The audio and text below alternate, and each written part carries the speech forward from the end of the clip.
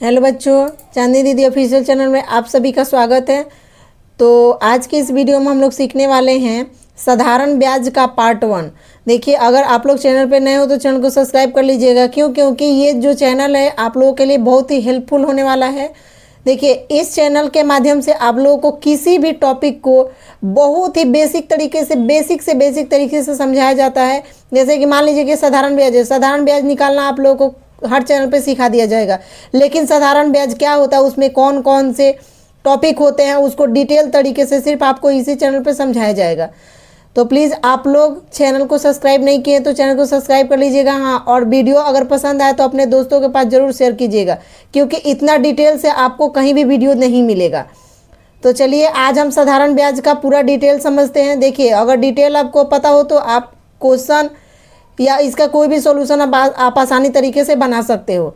तो चलिए आज समझते हैं साधारण ब्याज। साधारण ब्याज को हम लोग इंग्लिश में बोलते हैं सिंपल इंटरेस्ट, और इसका शॉर्ट फार्मूला हम SI भी लिख सकते हैं। SI से इसको सूचित किया जाता है। तो चलिए साधारण ब्याज देख लेते हैं। जब हम किसी से पैसा उधार लेते हैं, किसी से हम पैसा उधार लेते हैं या हम अपना पैसा बैंक में जमा करने जाते हैं ना, हम अपना पैसा किसी को उधार भी देते हैं और अपना पैसा बैंक में जमा भी करते हैं। तो वो होता है हमारा मूलधन, जो हमने किसी को दिया और हमने जो अपना पैसा बैंक में दिया वो मूलधन होता है। इसी में मूलधन देख लीजिए। मूलधन के अलावा जो हमारा पैसा मूल पैसा है, उसके अलावा जो अतिरिक्त पैसा दिया या मिलता है, मान लीजिए कि हमने बैंक में जमा किया तो हमें मिलेगा, और हमने किसी से उधार लिया तो हमें देना होगा। तो जो लिया या दिया जाता है तो उसे साधारण ब्याज कहते हैं। जो उसके अतिरिक्त पैसा, जो हमको अलग से जो पैसा मिलता है, उसे हम साधारण ब्याज यानी सिंपल इंटरेस्ट कहते हैं। ठीक है, तो सिंपल इंटरेस्ट समझ में आ गया आप लोगों को।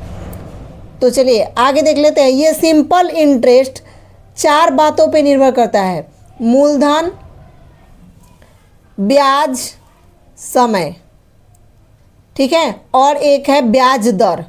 इन 4 चीज़ों पे ये जो साधारण ब्याज है वो निर्भर है।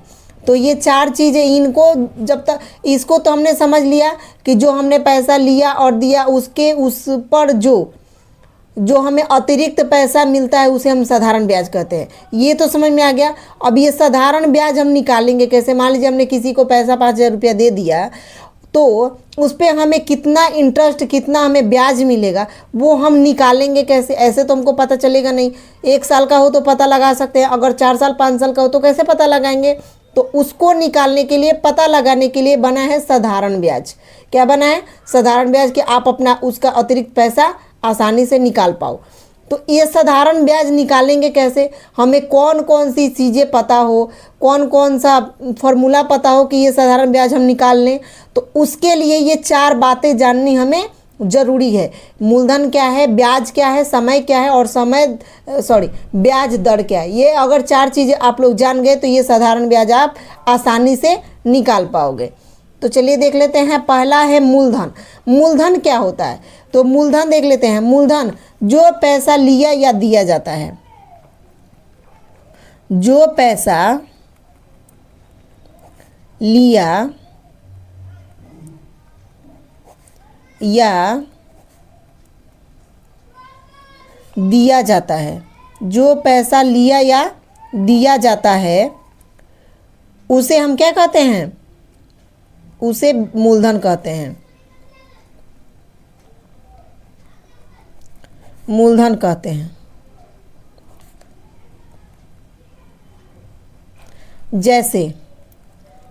जैसे मान लीजिए कि ये 5,000 रुपये हमने किसी को क्या किया, उधार दिया, या किसी से हमने उधार लिया, यानी ये नहीं तो ये मान लीजिए 5,000 रुपये हमारे पास है, इसको हमने जाके बैंक में क्या किया, जमा किया। तो ये हमारा क्या हुआ, ये मूलधन हुआ। ये हमारा पैसा, ये मूल पैसा, ये मूलधन हुआ। ठीक है, और मूलधन को हम इंग्लिश में प्रिंसिपल बोलते हैं, और इसे हम P से सूचित करते हैं। किससे सूचित करते हैं? P से सूचित करते हैं। तो ये याद रखिएगा, क्योंकि ये फॉर्मूला में काम आएगा। तो मूलधन को P से सूचित करते हैं। ठीक है, उसके बाद आता है हमारा दूसरा टॉपिक ब्याज। अब समझ लेते हैं कि ब्याज क्या होता है। मूलधन तो हमने समझ लिया, अब ये ब्याज क्या होता है। अब देखिए, मूलधन पर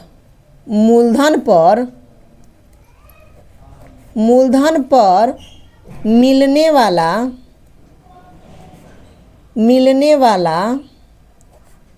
अतिरिक्त पैसा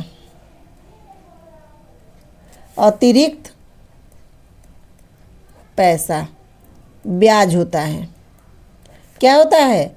ब्याज होता है। मूलधन पर जो अतिरिक्त पैसा हमें मिलता है वो ब्याज होता है। जैसे मान लीजिए कि 5,000 रुपया हमने बैंक में जमा कराए, तो उस पर हमें कितना ब्याज मिला? उस पर हमें 1 साल में, इस पर हमें 1 वर्ष में कितना रुपया मिला? 500 रुपया मिला। कितना रुपया मिला? 500 रुपया मिला। तो ये जो 500 रुपया हमें 1 साल में मिला ना, यही हुआ क्या? ब्याज। क्या हुआ? ब्याज।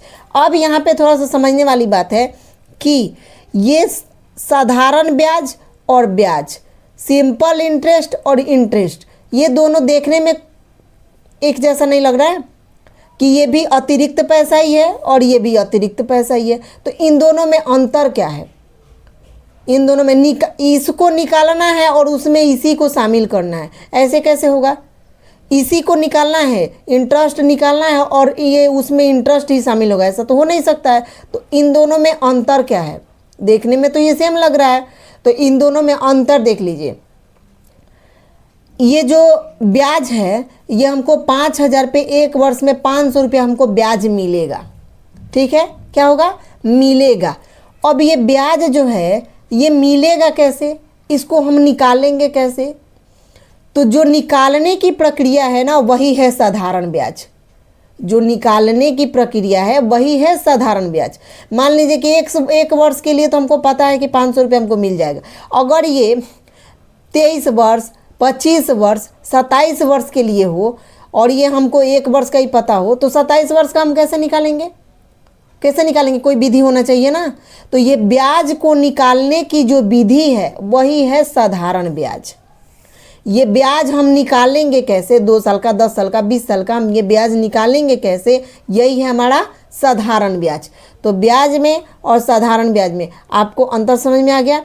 अब आप नहीं बोलोगे कि साधारण ब्याज और ब्याज एक ही है, नहीं। जो हमको बताया जाता है कि हम 1 साल में आपको इतना पैसा देंगे, वो हमारा ब्याज हुआ। और उस ब्याज को हम निकालेंगे कैसे? 1 साल के लिए पता है, अगर 10 साल का हो तो उसको निकालेंगे कैसे? वो है हमारा साधारण ब्याज। तो ये 3 टॉपिक आपको अच्छे से समझ में आ गया, उम्मीद करती हूँ। ठीक है, अगर टॉपिक समझ में आ रहा होगा, वीडियो समझ में आ रहा होगा, तो आप लोग एक लाइक तो कर ही सकते हैं। तो एक लाइक कर दीजिए। देखिए, लाइक करते हैं, कमेंट करते हैं ना, तो हमारा जो मनोबल है, जो हमारा जो एनर्जी है, वो दोगुना हो जाता है। जब हम देखते हैं ना कि आप लोग हम वीडियो को देख रहे हैं, पसंद कर रहे हैं, लाइक शेयर कर रहे हैं, तो हमारा एनर्जी दोगुना हो जाता है। इसलिए आप लोग कंजूसी मत कीजिए, चैनल को सब्सक्राइब कर लीजिए अगर नए होंगे तो।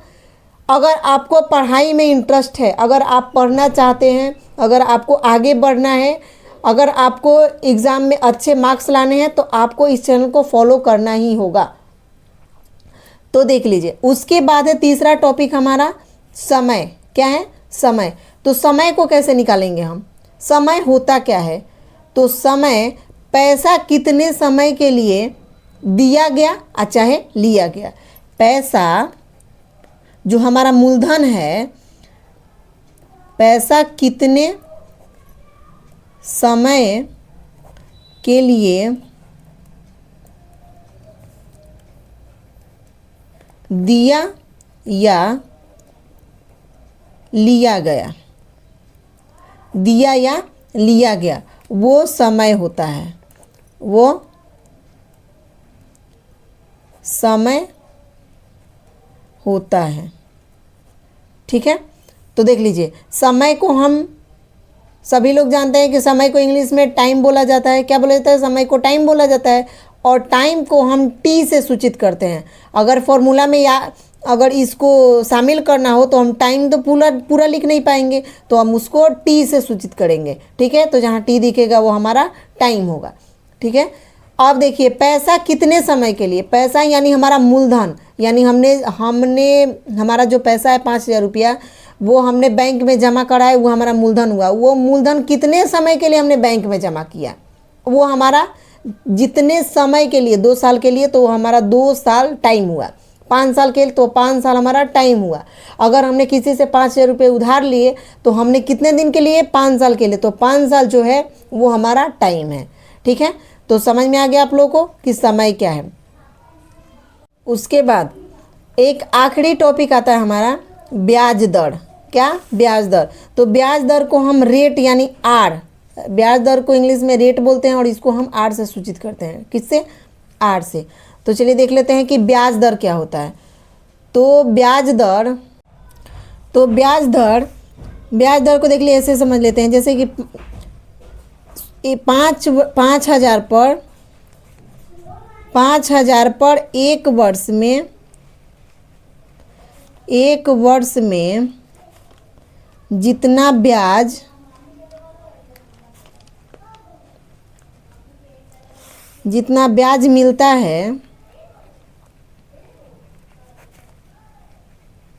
मिलता है, जितना ब्याज मिलता है वो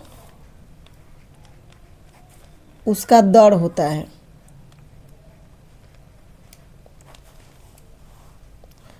ब्याज दर होता है, यानी कितने रेट पे कितना रेट लगा है, कितना प्रतिशत लगा है, वो उसका ब्याज दर होता है।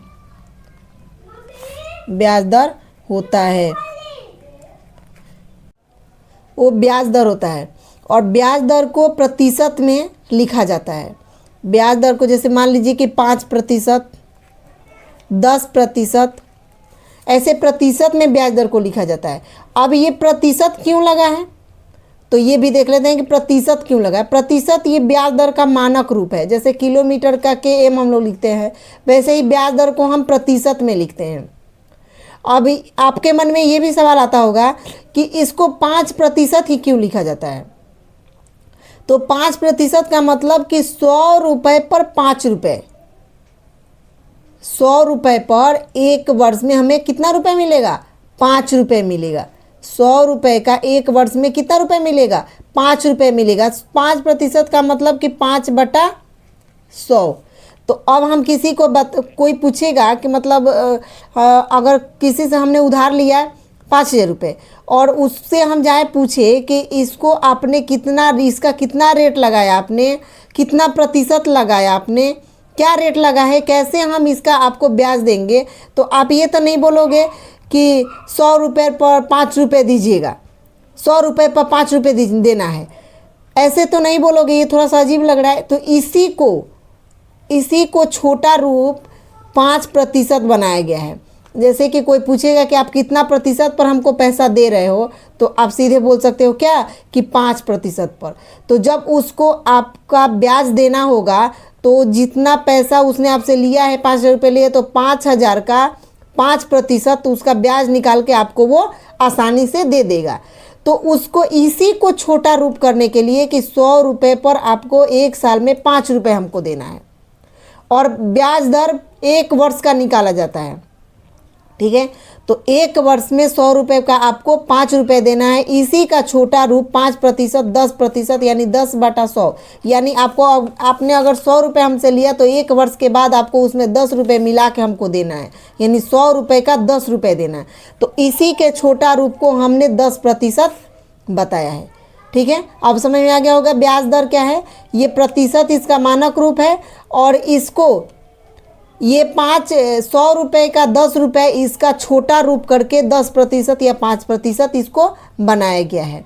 ठीक है, तो जहाँ भी आपको ब्याज दर लिखना होगा तो आप उसको प्रतिशत में लिखेंगे। 10%, 20%, 5%, 3%, उसको आपको प्रतिशत में लिखना है, ना कि आपको लिखना है कि 100 रुपये पर आपको 3 रुपये देना है, 100 रुपये पर आपको 5 रुपये देना है। ऐसा नहीं लिखोगे क्योंकि ये थोड़ा सा ऑफवर्ड लग रहा है, इसलिए इसको प्रतिशत में लिखना है। तो ब्याज दर क्या है, समय क्या है, मूलधन क्या है, ब्याज क्या है, और सबका मालिक साधारण ब्याज क्या है, ये चारों पांचों टॉपिक आपको अच्छे से समझ में आ गया। तो इसके बाद वाला पार्ट 2 जब आएगा तो इन सब का फॉर्मूला यानी ब्याज दर अगर आपको निकालना हो तो उसका फॉर्मूला क्या है, समय निकालना उसका फॉर्मूला, ब्याज का फॉर्मूला, मूलधन का फॉर्मूला और साधारण ब्याज का फॉर्मूला, सबका फॉर्मूला हम आपको लाइन बाय लाइन समझा देंगे। उसके बाद इस सब का यूज कैसे करना है वो आपको अगले वीडियो में देखने के लिए मिलेगा। तो अगर आप लोग चाहते हैं कि इसका फॉर्मूला आपको समझाएं, हम इसको एक एग्जाम्पल के तौर पर अच्छे से समझा दें, तो आप लोग इस वीडियो को लाइक कीजिएगा, अपने दोस्तों के पास शेयर कीजिएगा, कमेंट कीजिएगा और कमेंट में बताइएगा कि हम आप लोगों को इन सब का फॉर्मूला और एग्जाम्पल से इसको समझाएं कि ना समझाएं। आप लोग कमेंट बॉक्स में कमेंट जरूर कीजिएगा और वीडियो को फुल वॉच करने के लिए आप लोगों को दिल से धन्यवाद है। जय श्री राम। Thank you.